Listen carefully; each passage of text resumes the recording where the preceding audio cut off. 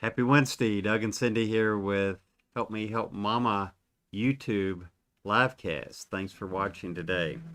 Today, we're going to be talking about the fourth quarter of the caregiver journey. So, let's set a little background. Tell them about Everett's game. Okay, so last Saturday we went to our grandson's football game. He's in the fifth grade and they have a fifth and sixth grade league. So these kids have lots of energy, but a lot of times they're just trying to figure out where they're supposed to be and what they're supposed to do. Um, it helps to have all the coaches out there on the field with them, and kind of giving them a little bit of instruction here and there. But it's so fun to watch, and those boys are having fun. They really are. They're not out there like the college footballs and the pros out for blood. These kids, they're having fun, right? They're making memories And learning a lot. and learning a lot. Yep. And so we analogize that to the caregiver journey, particularly the end of it. That's why this is referred to today as the fourth quarter of the caregiver journey. By the way, if you don't get our newsletter, you can go to help.mom and sign up. It's free, and you'll get our newsletter. So sign up for that.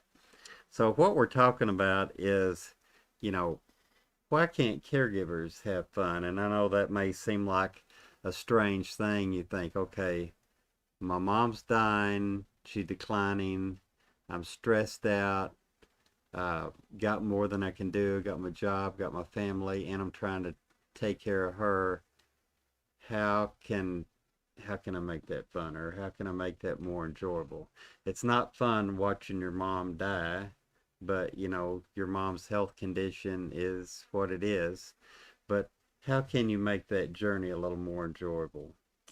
I think the first thing to do is to do like a change how you look at things. It's like when you smile, it's like you can't help but have some good feelings, And so many things go wrong, so many things you don't understand, so many things you can't control with caregiving, but you can control how you think about these things. So, my first thought is look on the bright side of things. If your loved one is starting to have challenges doing something, help them find an easier way to do it.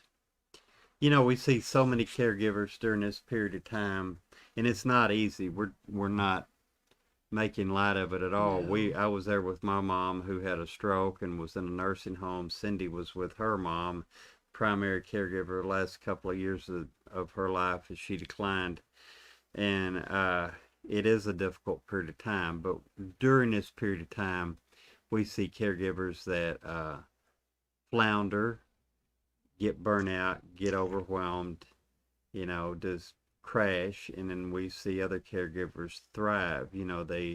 They really get into the experience, and I've often wondered what the difference is, but between those two. I'm always amazed that, watching the way different family members, different caregivers respond to the situation, that it's not easy for any of them, but some of them, really thrive in a situation like that. And I think a lot of times it's they just realize, hey, this is my mom, this is my dad. They're not going to be around much longer. Uh, and this is my last opportunity, these remaining few weeks or months, to, maybe make memories, to have time with them. Absolutely, absolutely. Sometimes this caregiver process goes on for years and years. So, to help you, if you're in this for the long haul, one of the things that we find helps a lot is to get organized. Look at your loved one's diagnosis, their prognosis. Do some research on whatever they've been diagnosed with and learn what to expect. Join a caregiver support group, whether it's in person or it's online. Talk to them about this. Say, I've noticed you need some help in some areas, and I want to help. I want to be there for you. Took care of me for all these years. I want to take care of you. So talk to them. What do they want? Where do they want to be? Get their business and their finances in order. Talk to them about their legal documents. If they have a stroke and they lose capacity, all of a sudden, like your mom did, you have to have some legal documents in place or it's another process going through a guardianship. So if you get these things in order, your life will be a lot easier. And I think sometimes, if, especially if the parent's still cognitively aware of what's going on, maybe hopefully you started the process a little earlier, you know, just not to approach it with, oh, this is a burden mindset, but like working with mom or dad to help them come up with a plan, and if you approach it that way, like it's, um, we're coming up with a plan to get you the best care for the remainder of your life. What do you want? Let's work together as a team to make that happen. And like Cindy said, to find out what they want. Are the siblings willing and able to help? What are the finances? Does mom or dad have the finances to pay for all of this? Maybe they want in-home care. Maybe they want to be somewhere else. Maybe they want to be in like a retirement facility, a senior living facility, or an independent living facility where, some of these places, um, they just make it fun. They've got Oh, like well, yeah, activities activities. coordinators, and Yeah, they, they go yeah, places and do things. So yeah. if it's early, and they want to participate in things like that, they can. Mhm. But if it's later on in the process, it's important to have a plan in place so that you remember back earlier on, you had this conversation with mom and dad, and now you're just helping them implement the plan, what they said they wanted. And, that gives you a lot of peace of mind. Like this, yeah, this is what mom wanted, even if she doesn't have the cognitive ability to reason now. We talked about this a few years ago, and now I'm just putting in place, what she wants. Right. And if you are the adult child who's closest in distance to mom and dad, and you become the primary caregiver, if you have siblings, don't put on this cape and think you're Superman or Superwoman and you can do it all by yourself, because it compounds. It just day after day after day, there's more and more and more to do, and it can bring you down. It takes time away from your family, away from your business, your job. Ask for help. Ask for help in the very beginning. Even if you are going to be primary, if there are other people that can help, ask for help and plan for time away. You need a break.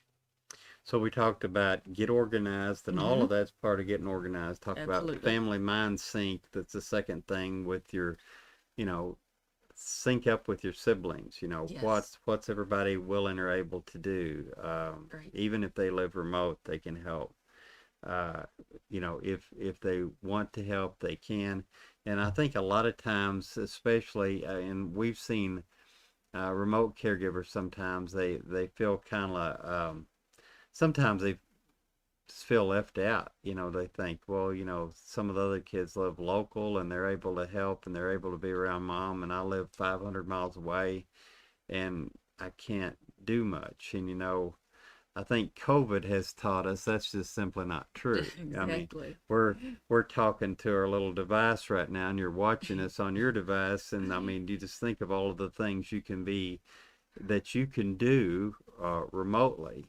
Actually, most things, rather than Yeah. just the hands-on things, you can do remotely. So, just because you live remote, if there's a plan in place, you can be an integral part of your mom or dad's care plan.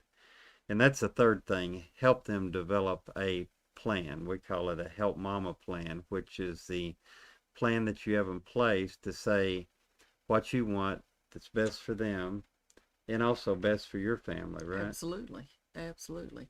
And you never know when something's going to happen to you. You may be the primary caregiver for your loved one, whether it's your parent or your spouse, and something happens to you. If you've got this plan in writing, then somebody else can step in and Yep. make sure the plan gets carried out. So just a few simple steps, but uh, earlier is better.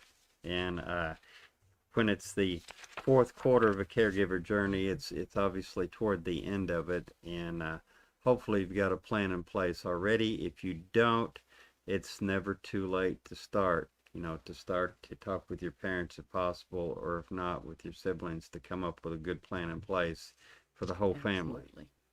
So, thanks for watching today. If you haven't subscribed to our YouTube channel, please do so. Give it a like, share this with someone.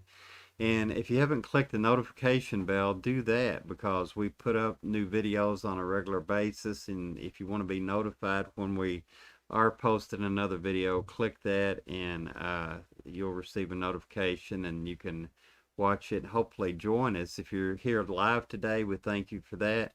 And if not, if you're watching this later, please leave a comment and let us know what you did or are doing now to help your parent with their caregiver journey, whether you started it early or maybe it's late in the game, but what you're doing now to make a difference for them and your family. And thank you for watching. Have a good day. And thank you for being a caregiver for your loved one. You're making a huge difference in their life.